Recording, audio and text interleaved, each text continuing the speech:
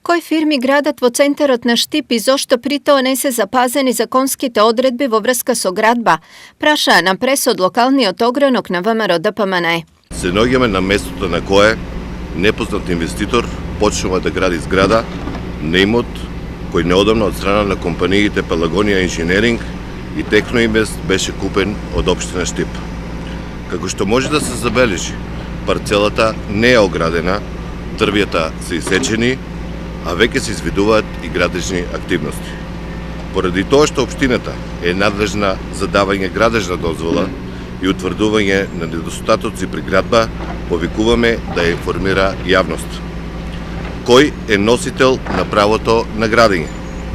Кој е изведувач на градбата? Зошто не се постапува согласно член 83 од Законот за градба и на градилиштето не е поставена ограда и информативна табла со информации за инвеститорот и изведувачот?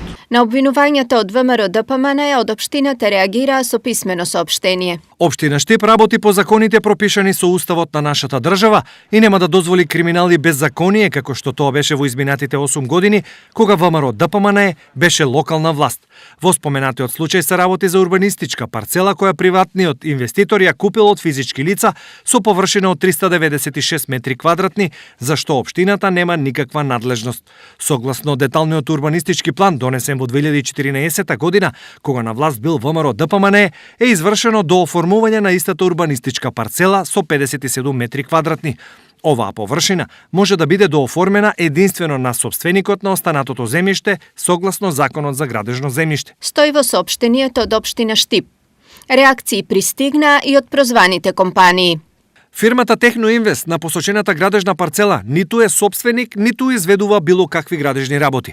Имајќи ги во предвид погоре наведените факти, а со оглед дека од страна на Горан Карашов се изнесени клевети во согласност со член 13 од Законот за граѓанска одговорност за навреди и клевета, да во рокот од 48 часа до средствата за јавно информирање, каде е објавен овој прес, јавно да се извини и да го повлече изнесеното од објавениот прес, објавен на 16.2.2019. Во спротивно, доколку тоа не го сторите до Основен суд Штип против Горан Карашов, ќе биде поднесена тужба.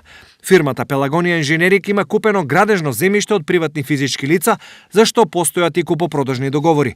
Во рамките на таа урбанистичка парцела е предвидено изградба на стамбена зграда согласно деталниот урбанистички план донесен на 24.9.2014 година.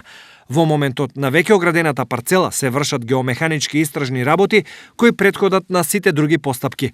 Со ваквите активности во ниеден момент не е нарушен претходно воспоставениот сообраќајен режим на улица Васил Дуганџиски.